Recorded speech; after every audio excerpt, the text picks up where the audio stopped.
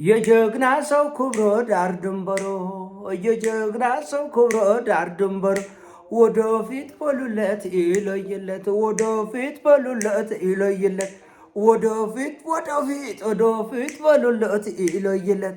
ሰላም እንዴት ናቸው? በያላችሁበት ሁሉ ነገር ሰላም ነው። አሸይና እንዲወላችሁ ሙኝላችሁ አለ በስጭ ስትገው እንደሆነ ዋዳችሁ ላይክ እና ሼር እያደረጋችሁ ሐሳቦቻችን ለብዙዎች አካፍሉ። ለዚህን ከልብ አመሰግናችኋለሁ። ዛሬ ድሚዘናችን ዘላችሁ የመጣን እንግዲህ ትናንትና ሎሊትን ዶናልድ ትራምፕ የኢራን አዲሱ መሪዎች ድርድር እየለመኑኝ ነው ብለው ነበረ። እኔ ዛሬ ጠዋት ምን አልኳችሁ? ኢራኖቹ ዱዳዎች አይደሉም፣ አፍ አላቸው። ለምን እነሱ ወጥተው አይናገሩም አላሉም? ውሸት ነው ብያለሁ አላልኩም?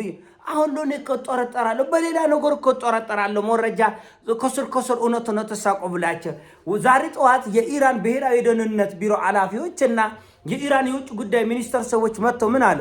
ዝም ብለን መዋጋት ነው፣ እንዋጋ ወላ ንዋጋ አይሰሙም። እነዚህ እብዶች ናቸው እኮ ነው ያልኩህ።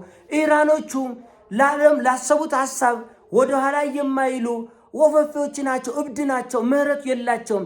ይሄ ብዙ ሺህ ታሪካቸው በቃ መላ ፐርሺያን ታሪክ እኮ ይሄ ነው። በቃ ውጋ ነው በቃ። ምን ዓለም ላይ ያልወጉት ቦታ ያልተዋጋ ያልገጠሙት ሰፈር መንደር የለም። እና አጋጣሚ ሆኖ የሆነ ህዝብ የሆነ ዘመን ላይ ሊወድቅ ይችላል እና የተወሰነ ዘመን ላይ ውድቀት ሊኖር ይችላል። ይሄኛውም ትውልዳቸው ወድቆ ሊወድቅ ይችላል፣ ሊነሳ ይችላል። የሆነ ሆኖ ፐርሺያኖች ታሪካቸው ከ190% የኩራት የጀብዱ የታሪክ ነው እና የትልቅነት ነው እና ፐርሺያኖቹ እንዲሁ በቀላሉ እጅ የሚሰጡ አይደሉም። ዶናልድ ትራምፕ ቢጨንቀው ቢጠበው ነው ብያለሁ አላልኩም? ቢጨንቀው ነው እንዴ? ያልጠየቁትን አንተ ጠይቀሃል ብለህ ካወራኸኝ ምን ማለት ተጨንቀሃል ማለት እኮ ተጨንቀሃል ማለት ነው። እና ዛሬ እንደምታስታውሱ ዛሬ ጠዋት የኩዌት የመከላከያ ሚኒስትር ወጥቶ የአሜሪካ የጦር ጀቶች እየረገፉ ነው አለ። 3 የአሜሪካ እጅግ በጣም ውድ የሆኑ የጦር ጀቶች ተከሰከሱ እና እሳታቸው ሰማይ ድረስ ነው የወጣው፣ ወደ አመድነት ነው የተቀየሩት። እና ምን እሺ ሲባል ምን አይነት መልስ ቢሰጡ ጥሩ ነው? ፍሬንድሊ ፋየር አላለ። የጨነቀለት እኮ ነው። ፍሬንድሊ ፋየር ነው። የኩዌት የኤር ዲፌንስ የኢራንን ኤር ድሮን ሃይፐርሶኒክ ሚሳኤልና ድሮን ለመሞከት ሲወነጫ እኔ እንድርግም ሶስቱንም እና እኛ የምንናገረው በምክንያት ነው። ቲፎዞነት አይደለም። ማንም እኛ ሊልከን አይችል። ከየት ተገናኝተናል። እና ያልኳቸው ይሄንኑ ነው። አሁን ተጨንቀዋል። በጣም ነው እኔ ተናገርኳት። ያው ቤተሰቦቼ ታውቁኛላችሁ። ድንገት መንገደኛ የሚያዩን ካሉ ላያውቁ ይችላሉ። ቤተሰቦቼ በየጊዜው የምናገረው ንግግር እናንተ ስለምትገመግሙ እናንተ ጋር ውሸት የለም። ምንድን ነው ያልኩት? ቃል በቃል ያልኩት ነው የሆነ። ቃል በቃል ድርድር የሚባል የለም። ኢትዮጵያውያኖች ወገኖቼ ውጡ፣ ከዚህ ከመካከለኛው ምስራቅ ውጡ ብያለሁ አላልኩም? ጦርነቱ እንደማይቀር 100% እርግጠኛ ሆኜ ነው የተናገርኩት። አሁን ደግሞ 100% እርግጠኛ ሆኜ የምነግራችሁ ልንገራችሁ። የኢራንን ጦርነት አሜሪካኖቹ ብቻቸውን አይችሉትም። በቃ ኢራንን ይደበድባሉ። አዎ 3000 ታርጌት ተመቷል። እስካሁን በትክክልም መጥተዋል። አሜሪካና እስራኤል ብቻን ከ1500 በላይ መታለች። ኢራንም አሜሪካም እንደዚሁ መታለች። ወደ 3000 የሚጠጋ ታርጌት ተመቷል። ይህን ጦርነት ማስቆምና ማሸነፍ ግን አይችሉም። ለዚህ ነው ትራምፕ ወጥቶ አይ ለጦርነቱ ለወራት ይቆጥላል አለ።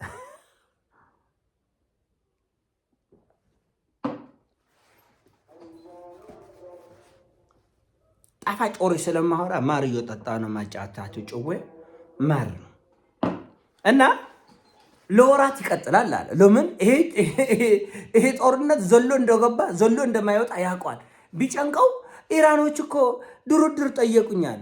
የኢራን ብሔራዊ ደህንነት ባለስልጣናትና እንዲሁም የኢራን የውጭ ጉዳይ ሚኒስትር ወጥተው አረ ዝም ብለህ ውጊያ ነው አሁን የምን ድርድር ነው? ዝም ብለህ ሀሳብን ሰብስበህ ተዋጋ አይደለም ያልኩት እውነት። እና በእርግጠኝነት ብነግራቸው ፈረንሳይ፣ እንግሊዝ ወይ ጀርመን ወይ የሆነ የአውሮፓ ሀገሮች እዚህ ጉዳይ ውስጥ ይገባሉ። ለምን? ብቻቸውን አይወጡትም። ለዚህ ነው አሁን እንግሊዝ ዛሬ ማኮብኮብ የጀመረችው። ምን አለች? ሰሞኑን እኔ እዚህ ጦርነት ውስጥ የለበትም፣ የጦር ቤዜንም ሳይፕረስ ላይ ያለው ትልቁ የእንግሊዝ ጦር እዛ አለ፣ የጦር ቤዝ አለ፣ አልሰጥም ብላ ነበር። አሁን ዛሬ ተጨነቀች። ምን አለች? አይ ወደ 200 ሺህ የሚጠጉ እንግሊዛውያን በመካከለኛው ምስራቅ ስለሚገኝ እውነት ታደውሎልሽ ነው። ተጨንቅ ያለው ወገን የወገን ደራሽ ወገን ነው። የድረስልኝ ጥሪ ነው።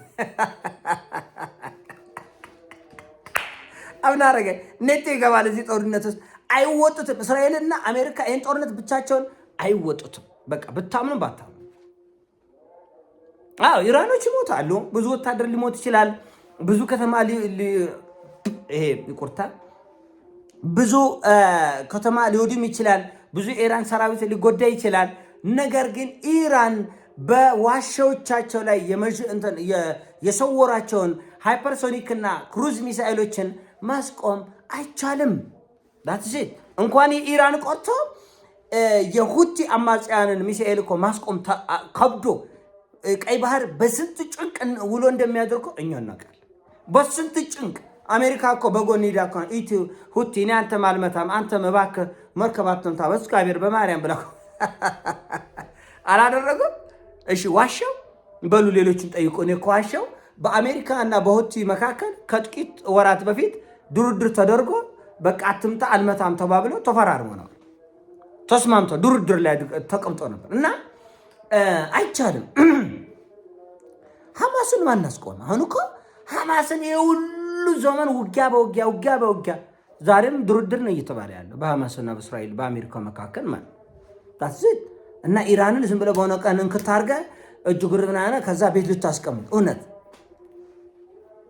ፍሬንድሊ ፋየር አለ እውነታቸው ነው። እና በጦርነት መካከል በነገራችን አሪፍ ጭዌ ነው። አሁን እነሱም እርስ በርሳችን ራሳችንን በራሳችን ቀኝ እጃችን በግራ እጃችን የመታ ነው ማለት ይሁን ዋቴቨር ይሁን፣ ግን ዶግ ነው አሪፍ ነው። ግን ቀልድ ከቀለዳቸው እንደ ኢራኖቹ ብትቀልዱ ለሌላ ጊዜ አስተካክሎ። ኢራኖቹ ምን አለው ሰሞኑን የሆነ ጭዌ ሲጫወቱም የሳውዲን የዱባይን ቅንጡ በዓለም አሉ የተባሉ ቅንጡ የዱባይን ሆቴሎች እንካ እችን ቅመስ፣ እችን ጉረስ፣ እችን ዋጥ፣ እችን ጉረስ አለ። ከዛ በኋላ በጎጎጎግ ሲሉ እንደ መስቀል ዶበራ ምን ቢሉ ጥሩ ነው የኢራኖቹ ቀልድ ሀቢቢ ካምቱ ዱባይ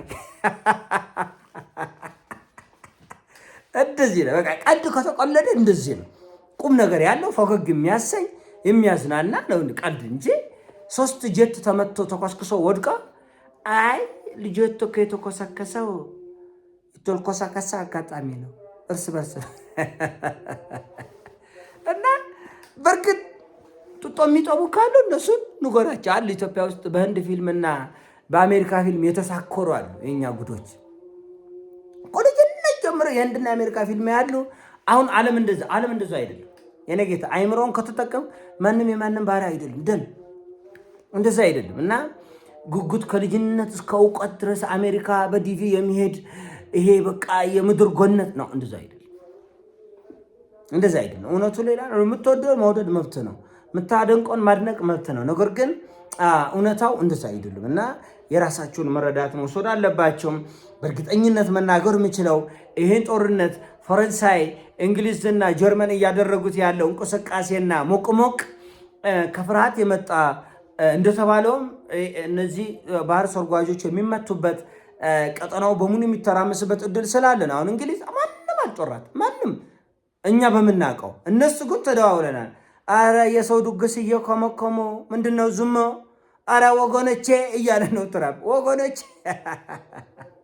እና እቺ የድረሱልኝ ጥሪ ይሳካል አይሳካም የምናየው ጉዳይ። ነገር ግን ኢራኖቹም ወደፊት በሉሎት ይለየለት ወደፊት በሉሎት ይለየለት ወደፊት እስቲ አንድ ላይ ወደፊት ደስ ይላል። በጦርነት መካከል ጭዌ ደስ ይላል፣ ግድ ነው እና ዝም ብለህ የመረረ የኮረረ የፍጥፍጥ ጭዌ ብቻ ይደወራል። የፍጥፍጥ ጭዌ ብቻ ይደወራል እና አሪፍ ነው። በአሜሪካን በኩል ጥሩ ቀልድ ነው የተቆለደ። እንግዲህ እነዚህ ሚሊየንስ ኦፍ ዶላርስ የወጣባቸው ኤፍ-15 ስትራይክ ኤግል የሚባሉ ጄቶች ፍሬንድሊ ፋየር ነው የተኮሰኮሱት ብሏል። ይሄ አሪፍ ጭዌ ነው። ፍልፍሉ ምን ይቆልዳል? ደረጃ ኃይሌ ምን ይቆልዳል? ሌሎችነ ክበበ ገዳ ምን ይቆልዳል? ይህን የመሰለ ምርጥ ጭዌ እያለ እና ጭዌ ላይ በርቱም ጭዋያችሁ ማርኮኛል ማለት ነው። አጠቃላይ መረዳት እንድትይዙ ያክል ነው። ይሄን ሀሳብ ነው። ሀሳብ ሲሞቻችሁ ላይክ አርግ፣ ሼር አርግ። በያላችሁበት ይሞቻችሁ። ወዳቻለሁ። ፒስ